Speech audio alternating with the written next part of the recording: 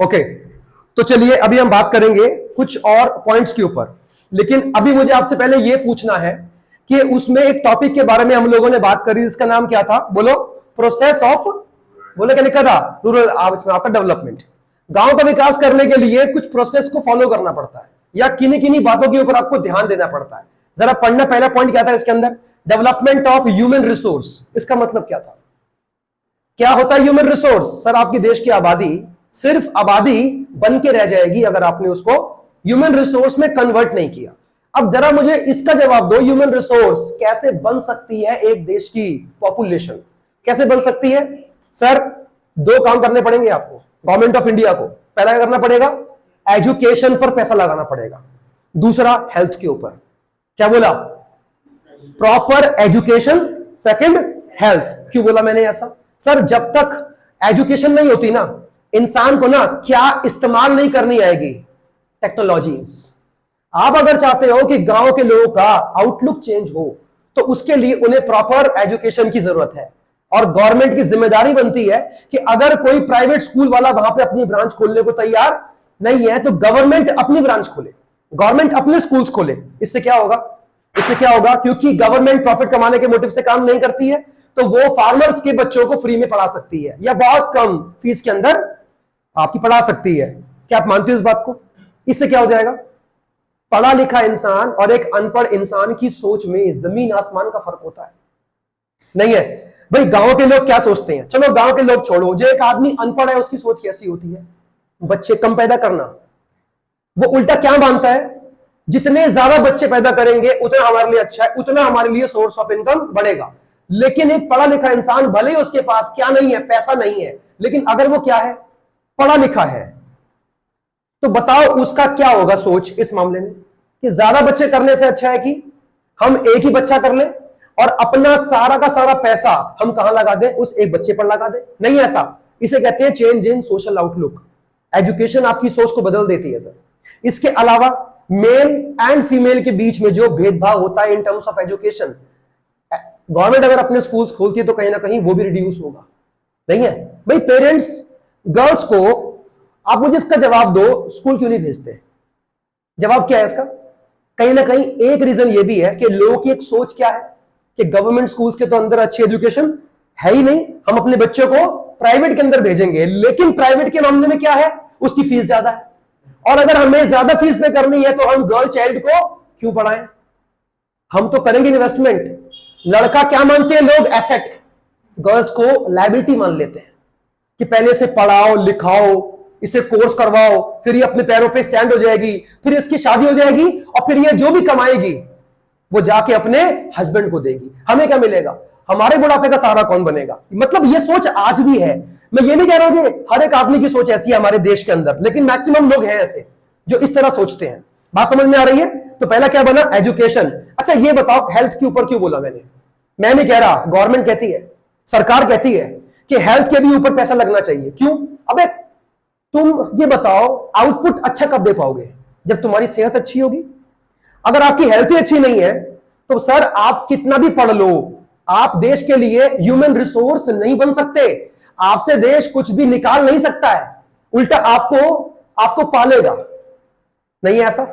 तो कहने का मतलब क्या है कि सर दो सेक्टर्स हैं जिनके अंदर गवर्नमेंट को पैसा लगाना पड़ता है। पहला क्या बोलो मैंने? पहला एजुकेशन, और सेकंड क्या बना? हेल्थ। आपने कभी ध्यान दिया है? गवर्नमेंट के स्कूल्स होते हैं, गवर्नमेंट के क्या भी होते हैं? हॉस्पिटल्स भी होते हैं। क्यों होते हैं? क्योंकि सरकार इन पर ही पैसा क्यों लगाती है? क्योंकि कहीं ना कहीं ये लाइफ की बेसिक नीड का पार्ट है।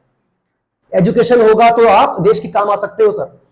हेल्थ अगर अच्छी है तब भी आप देश के काम आ सकते हो। नहीं बोलते हेल्थ इज वेल्थ? क्यों बोलते हैं ऐसा? भाई पहले सेहत है आपकी, उसके बाद बाकी सारे काम होते हैं। ये तो क्लियर हो गया होगा। ह्यूमन रिसोर्स का डेवलपमेंट करना बहुत जरूरी है। अगर आप चाहते क्या हो? If you need proper rural development, नहीं हो सकता वरना। बात समझ में आ रही है? अच्छा अगली बात क्या लिखी है इसके अंदर, जरा पढ़ना एक बार। Development of infrastructure. गांव का विकास चाहते हो तो सबसे पहले आपको वहां पे क्या चेक करना पड़ेगा कि वहां का इंफ्रा कैसा है। मतलब क्या है? रोडवेज कैसी है वहां की, वहां पे रोड्स कैसी है, वहां पे क्या प्रॉपर इसमें आपके वेयर हाउसेज हैं, इसके अलावा मीन्स ऑफ कम्युनिकेशन वहां पे कैसा है, नहीं है? मैंने आपसे पहले भी कहा था कि पहले के टाइम पे गांव के अंदर नेटवर्क नहीं आते थे, प्रॉपर नेट बिल्कुल भी काम नहीं करता था, या बीच बीच में फोन हैंग होता था। क्या आज भी ऐसा है? नहीं सर। इसका मतलब क्या है कि गवर्नमेंट ध्यान दे रही है, इसमें कोई शक नहीं है। क्या मानते हो बिजनेस को आगे बढ़ने के लिए प्रॉपर कम्युनिकेशन चाहिए? अरे बोलो भाई, बिजनेस को करने के लिए आपको कौन कौन से फैक्टर चाहिए होते हैं? पहला, अच्छा ट्रांसपोर्ट। सेकंड, अच्छी कम्युनिकेशन।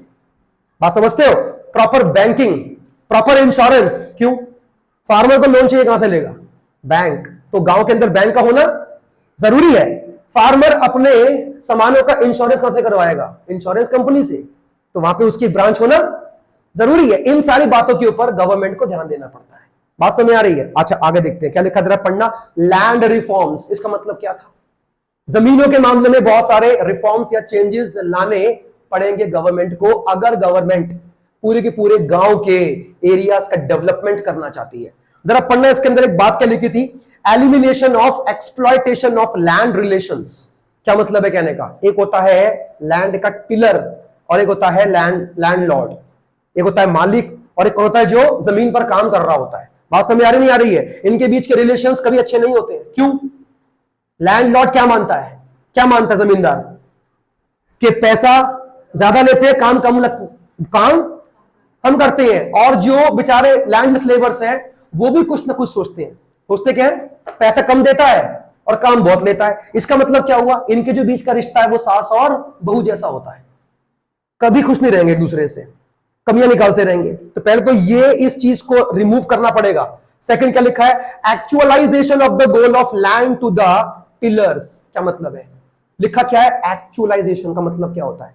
गवर्नमेंट आज से प्लान नहीं कर रही कि हर एक फार्मर के पास अपनी खुद की जमीन होनी चाहिए। जरा याद करो चैप्टर नंबर 2 या 3 में क्या लिखा था? क्या लिखा था?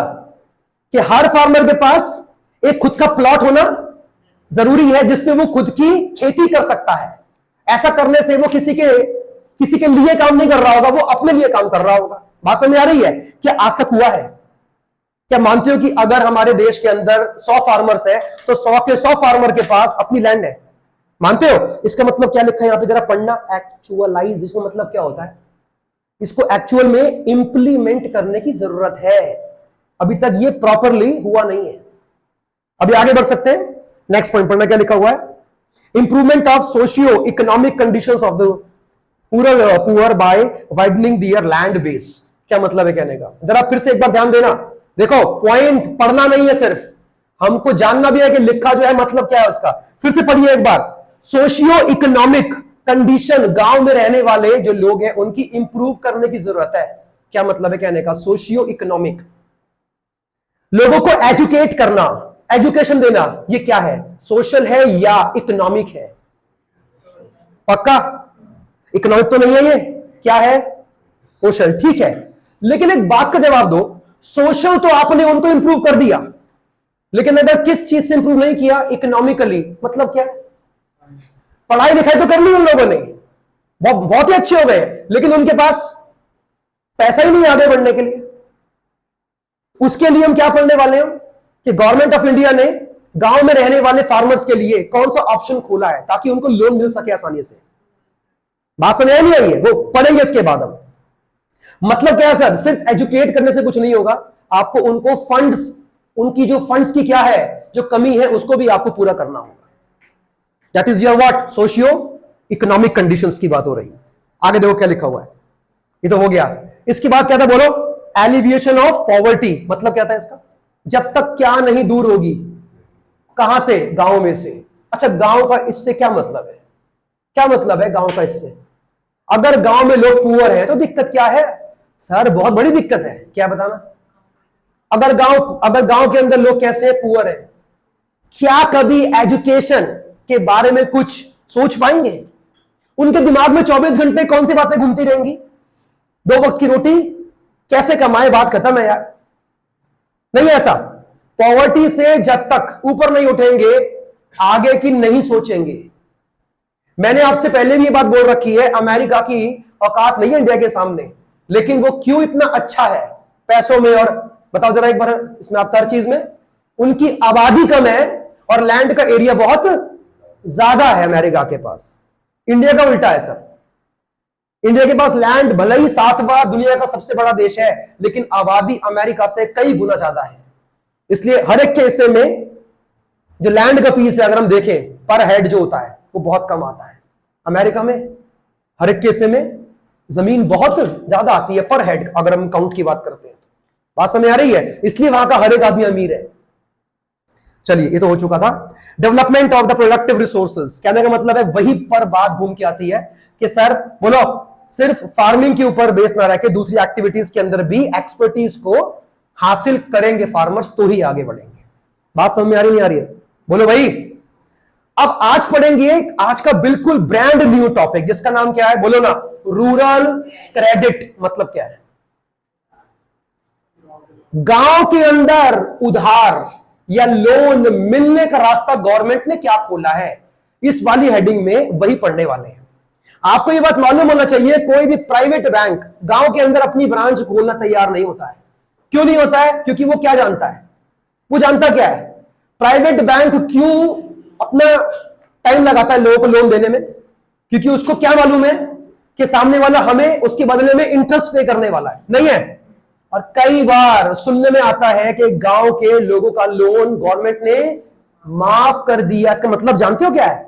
कि जो लोन माफ हो चुका है ना, उसके ऊपर कोई इंटरेस्ट नहीं मिलेगा। और प्राइवेट सेक्टर का बैंक कभी भी ऐसा लॉस झेलने को तैयार नहीं है। इसलिए वो कोई भी प्राइवेट बैंक चेक कर लेना, गांव के अंदर अपनी ब्रांच खोलने को तैयार नहीं होता, और गवर्नमेंट उन्हें फोर्स भी नहीं कर सकती। आफ्टर ऑल देश में क्या है? डेमोक्रेसी है। आप कोई भी बिजनेस कर सकते हो, जहां मर्जी कर सकते हो, वो आपके ऊपर है। Government can not force you. ये क्लियर हो गया? चलिए, तो आज का क्या पॉइंट है हमारा बात करने का? बोलो, रूरल क्रेडिट। अच्छा, अब इसका जवाब देना, फार्मर को उधार क्यों चाहिए? उधार क्यों मांगता है फार्मर गवर्नमेंट से? कुछ बातें लिखी है इसके अंदर, आपकी बुक के अंदर। उसमें साफ साफ लिखा हुआ है कि सर, जब एक फार्मर बीज बोता है ना, तो बीज में से अनाज निकलने में टाइम लगता है। क्या बोला? क्या यह पॉसिबल है कि उसने बीज आज बोया, कल तक उसमें से गेहूं निकल आया, कल तक उसमें से चावल निकल आया? ये पॉसिबल ही नहीं है। It takes around 3 to 6 months cultivation में। 6 महीने उसकी ब्लॉक है। उसके पास अपनी फैमिली को रन करने के लिए पैसा कहां से आएगा? अरे बोलो भाई। अब तुम बोलोगे सर उसका भी ऑप्शन है ना, लोन क्यों लेता है? जब वो क्या होगा, जब तुम्हारा गेहूं या चावल कल्टीवेट होगा, उसे काट के मार्केट के अंदर बेच देना। मैंने क्या बोला? It takes time. Sowing and harvesting, 2 तरह के वर्ड बोले मैंने। सो मतलब बीज बोना, एक क्या बोला मैंने? हार्वेस्टिंग मतलब क्या है? फसल काटना। सर उसमें करीबन 3 से 6 महीने का टाइम लगता है। और सुनो, चलो मैंने टाइम ले लिया 6 महीना, 6 महीने के बाद उसने चावल काटे हैं, क्या काटते ही बिक जाएंगे? सोचने वाली बात है। उसमें भी टाइम लगेगा उसे। चलो मान लिया 2 महीने के अंदर उसने अपना पूरा स्टॉक बेचा। कितना टाइम हो गया? 8 महीने। उसमें से कितने लोग ऐसे भी होंगे जो फार्मर को क्या बोलने वाले हैं? कुछ टाइम के बाद पैसे दूंगा। फिर उसका पैसा ब्लॉक कर दिया। 2 महीने के बाद 10 महीने हो गए। अबे 10 महीने तक अपनी फैमिली को वो पालेगा कैसे? नहीं है? उसके घर में उसकी जवान बेटियां होंगी, शादी होगी उनकी, उनके घर में कोई फंक्शन होगा, या मैं कहता हूं ये सब छोड़ो, वो अगर नॉर्मली अपनी नीड्स को भी पूरा करना चाहता हो तो कैसे करेगा? He has to wait for at least 10 months। तो मजाक हो रहा है क्या? बोलो। They don't have any permanent job. उन्हें गवर्नमेंट से कोई पेंशन नहीं मिलती है। उनके पास सोर्स ऑफ इनकम खाली एक ही रहता है। कौन सा वाला बताना जरा एक बार। सो करने के बाद क्या करो? हार्वेस्टिंग करो। हार्वेस्ट किया गया सामान बेचो, और जब तक नहीं बिकेगा कहां स्टोर करो? वेयर हाउसेज में, जिसमें क्या भी होगा वो खराब भी होगा। नहीं है? और उसकी भी गारंटी नहीं है कि तुमने बेचा तो तुम्हें हैंड टू हैंड पैसा मिल जाएगा, क्योंकि बिजनेस में क्या चलता है? क्रेडिट।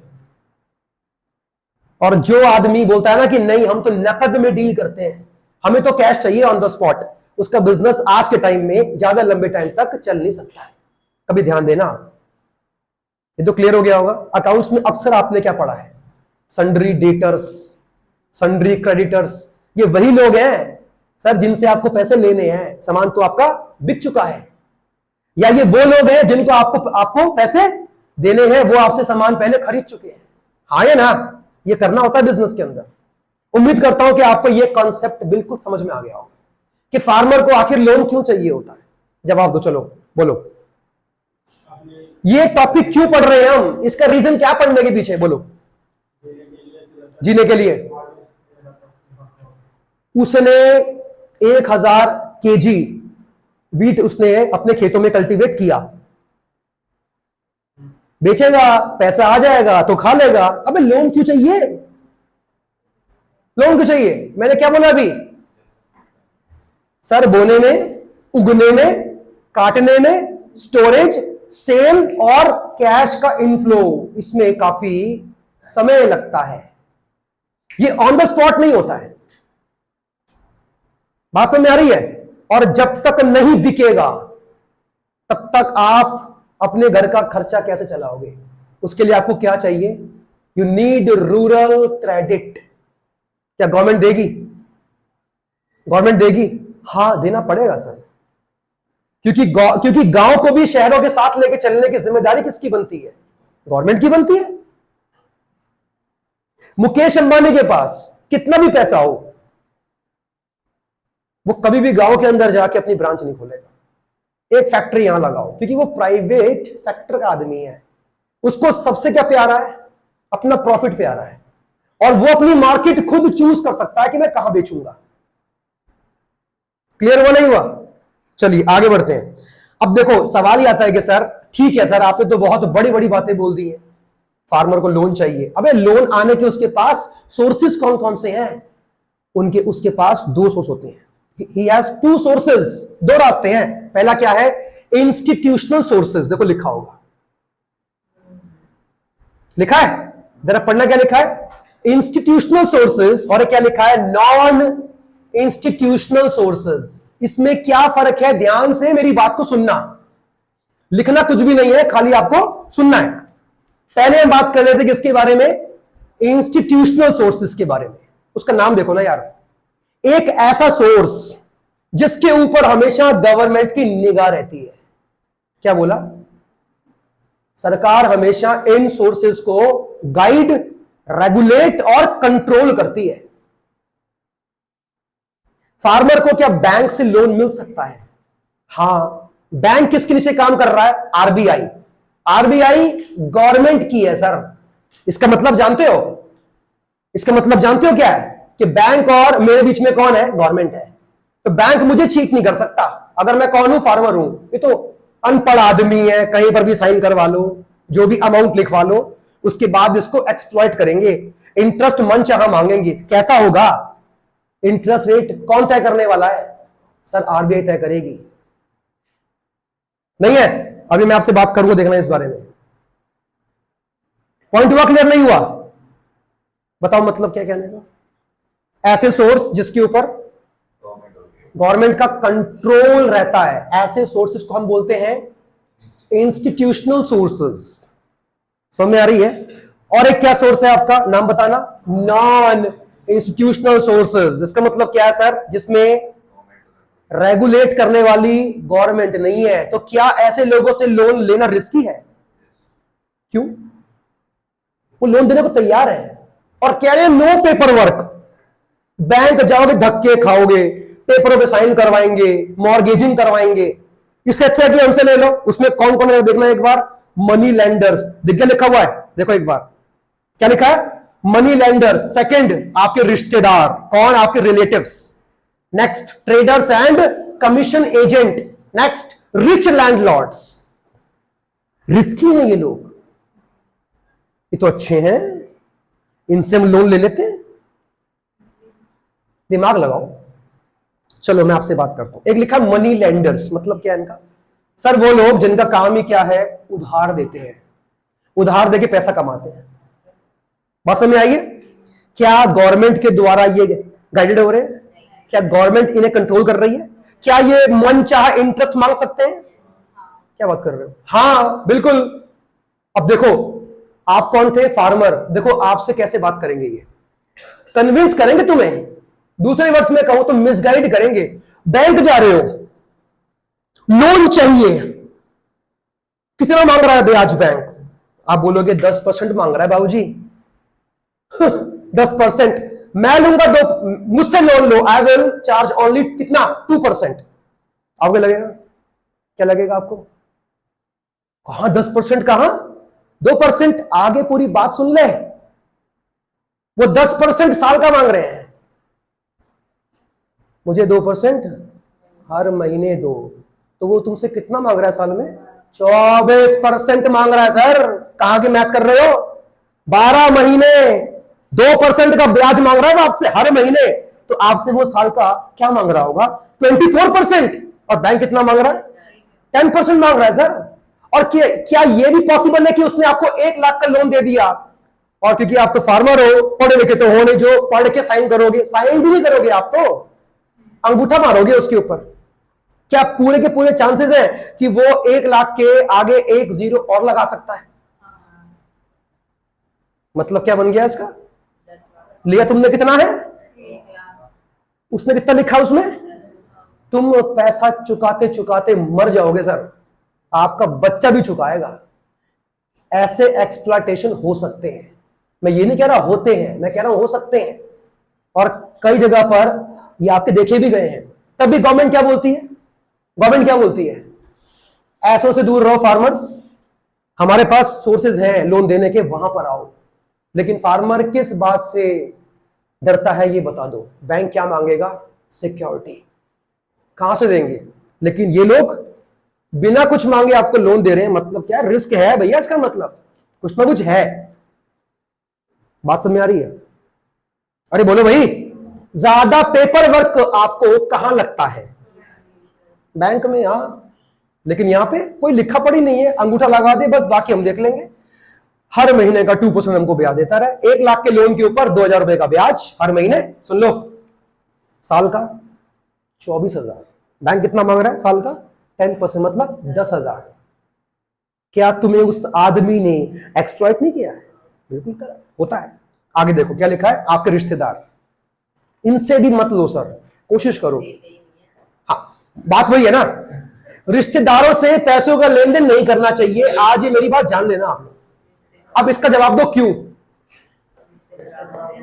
और आज मेरी एक बात सुन लो ध्यान से, कान खोल के। पड़ोसी तुम्हारे काम आ जाएगा, लेकिन रिश्तेदार नहीं आते हैं। क्यों नहीं आते पता है? क्योंकि वो तुम्हें हर टाइम मुसीबत में देखना चाहते हैं। ये फैक्ट है। अब ये चाहे बात आपको सही लगे ना लगे, ये हकीकत है। आपको दुखी देख के उन्हें खुशी मिलती है, लेकिन आपको दिखाएंगे कि वो आपके दुख में दुखी हो रहे हैं, और दुआ करते हैं कि जल्दी जल्दी आपकी स्थिति अच्छी हो जाए, लेकिन हेल्प नहीं करेंगे। और हेल्प नहीं कर रहे हैं, इसका मतलब यही है कि वो चाहते हैं कि आपकी स्थिति ऐसी ही रहनी चाहिए। बिल्कुल सही बात है। क्लियर हुआ? मैं ये नहीं कह रहा कि सारे ऐसे हैं, लेकिन ज्यादातर ऐसे ही होते हैं। अगर आपस में रिश्ते खराब करना चाहते हो तो भैया रिश्तेदारी में पैसों का लेन देन करके देख लो, मालूम पड़ जाएगा। आगे देखिएगा, ट्रेडर्स एंड कमीशन एजेंट्स। यहां देखो भाई, ट्रेडर्स एंड कमीशन एजेंट्स का मतलब क्या होता है? Traders and commission agent, sir ये लोन देंगे नहीं, दिलवाएंगे। बदले में क्या लेंगे तुमसे? कमीशन लेंगे। 1 लाख का लोन दिलवा देता हूं, मुझे दे, आप पे कर देना 5%, मतलब 5,000 दे दो मेरे को, मैं आपको लोन दिलवा दूंगा। क्या ये लोग सही है आपके हिसाब से? लेकिन सुनो, सबसे बड़े दुख की बात, फार्मर हमेशा किन से लोन लेता है? नॉन इंस्टीट्यूशनल से लेता है, क्योंकि वो गवर्नमेंट के चक्कर में पड़ना चाहता ही नहीं है। जबकि गवर्नमेंट उसके लिए बनी है, उसकी हेल्प करने के लिए बनी है। लेकिन बात वही है ना, उन्हें कौन समझाए? This is the difference of the क्या? एजुकेशन। आगे देखो क्या लिखा हुआ है। रिच लैंडलॉर्ड्स, मतलब क्या है इसका? सर ऐसे ऐसे जमींदार जिनके पास बहुत जमीन पड़ी हुई है और वो धार देते हैं, बदले में ब्याज कमाते हैं। काम ही उनका यही है। और सबसे ज्यादा तुम्हें एक्सप्लॉइट यही लोग करने वाले हैं। सबसे ज्यादा मैनिपुलेट करते हैं किसको? पेपर्स को। पेपरों के साथ में वो करते हैं, छेड़खानी करते हैं, और हर टाइम आपको डराएंगे, अगर मेरा पैसा टाइम पर नहीं आया तो मैं ये कर दूंगा, मैं वो कर दूंगा। और करते भी होंगे, जानते ही नहीं है। बात समझ आई? अच्छा बात बताओ, पढ़ा लिखा आदमी कहां से लोन लेगा? पक्का। जबकि मालूम भी है कि बैंक तुमसे 100 तरह के पेपर्स के ऊपर साइन करवाएगा, मॉर्गेजिंग के लिए बोलेगा। लेकिन तब भी बैंक क्यों? क्योंकि बैंक चाहकर भी आपके साथ में क्या नहीं कर सकता? आपको चीट, फ्रॉड या किसी भी तरह से मैनिपुलेट नहीं कर सकता आपके पेपर्स को भी। बस एक चीज है जो बैंक के साथ में आपको अपनी मेंटेन करनी होती है, क्या? Banking relations. मतलब क्या कहने का?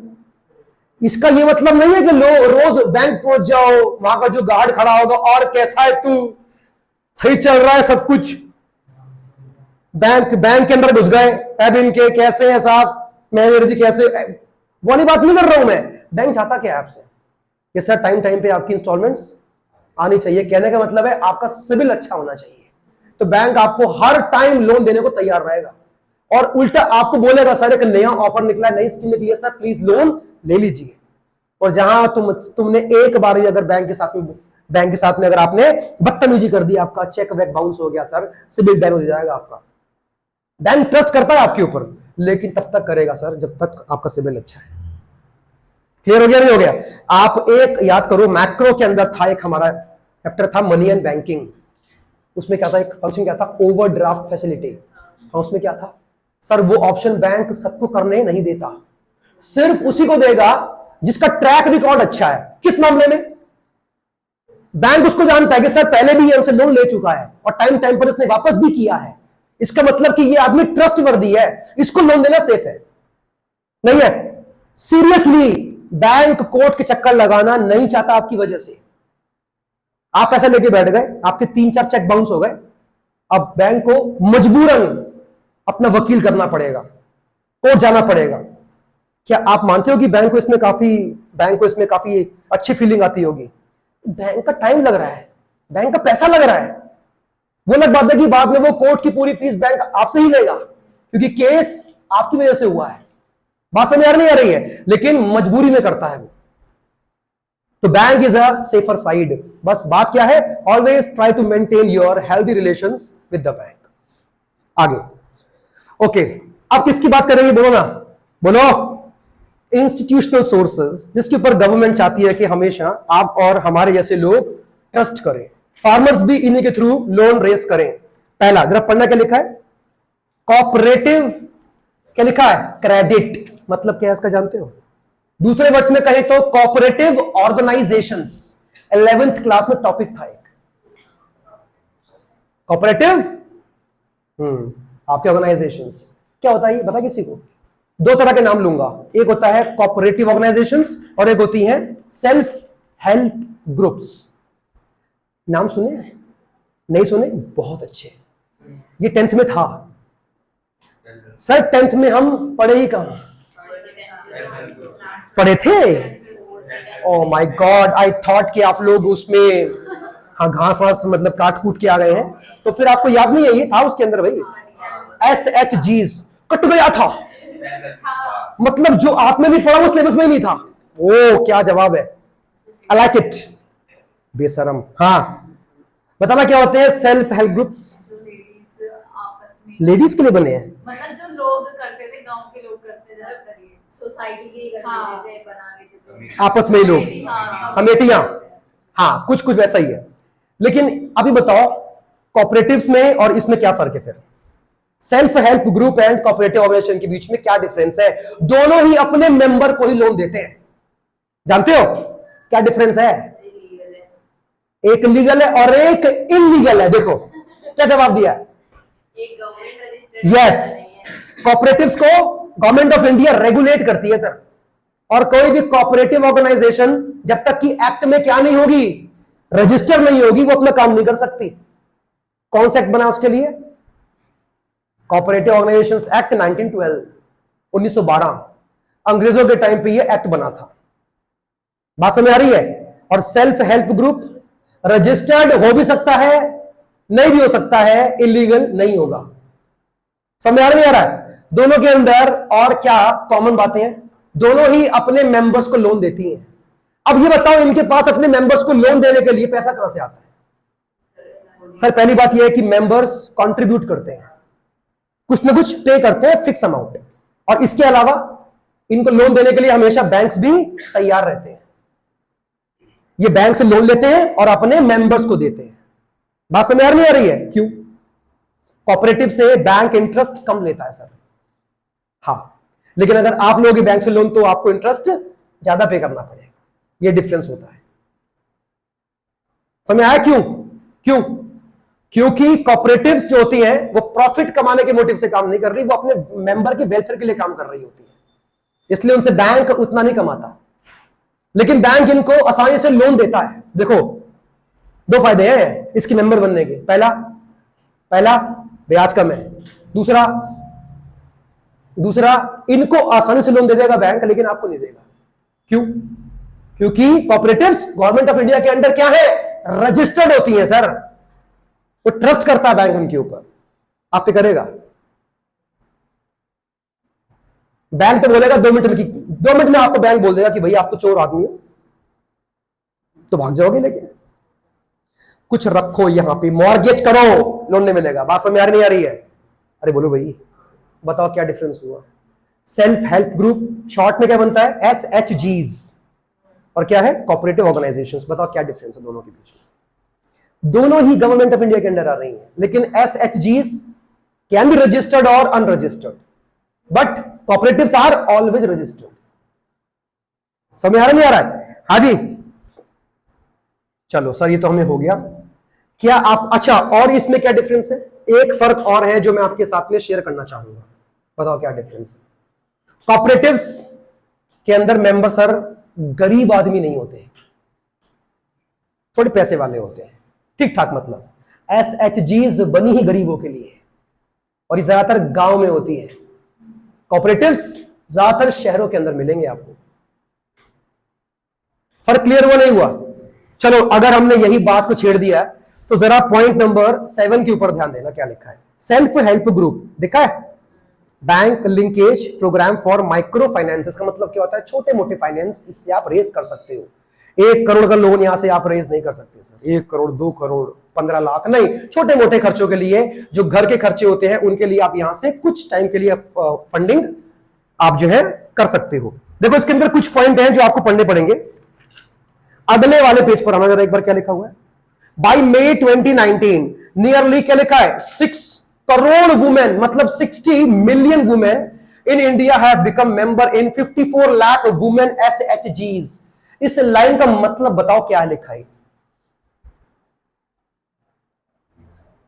2019 में गवर्नमेंट ऑफ इंडिया के पास क्या रिकॉर्ड था? टोटल कितने सेल्फ हेल्प ग्रुप थे इंडिया में? पता है? 54 लाख। और उसकी मेंबर जो थी वुमेन, वो थी कितनी? 6 करोड़। जो कि अब अगर हम देखते हैं सन 2023 के अंदर 8.93 करोड़ वुमेन उसकी मेंबर बन चुकी हैं, और SHGs की संख्या बढ़ के पहुंच चुकी है कितनी?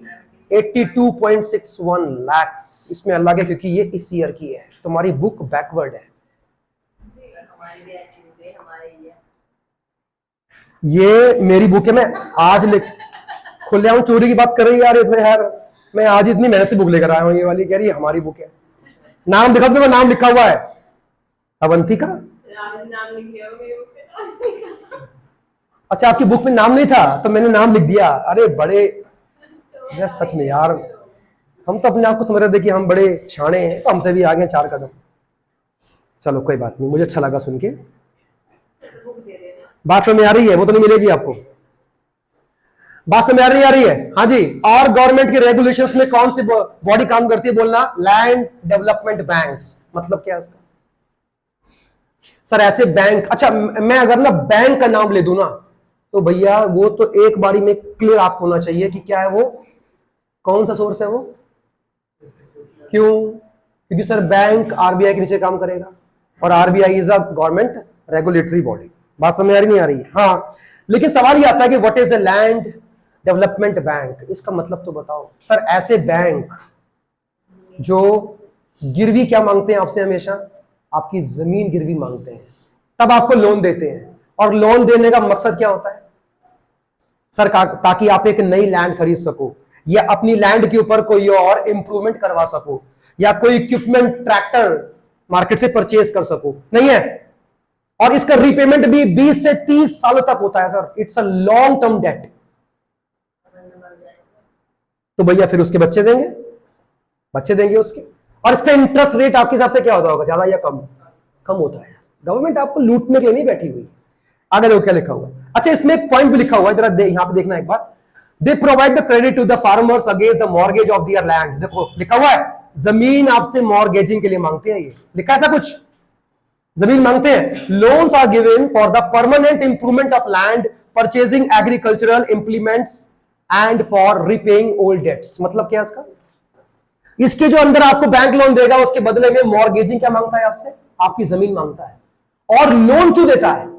ताकि आप एक नई जमीन ले सको, या फिर कोई अपनी लैंड पे क्या बोला मैंने, परमानेंट इंप्रूवमेंट करवा सको, या फिर फार्मिंग के लिए कोई नए हाईटेक क्वालिटी के इनपुट्स को परचेज कर सको। बात समझ आ रही है? इसमें एक पॉइंट लिखा नहीं है, वो मैंने बोला अभी आपके सामने, इसका रिपेमेंट सर 1 या 5 साल में नहीं होता है। अब तक फार्मर को 20 से 30 साल तक का समय मिलता है। It's a long term. कितना बोला? 20 से 30 साल। अच्छा, इसके बाद क्या लिखा, जरा पढ़ना एक बार, बोलो। और फार्मर को लोन कहां से मिल सकता है? From the commercial banks. लिखा हुआ है कमर्शियल बैंक। क्या बात कर रहे हो?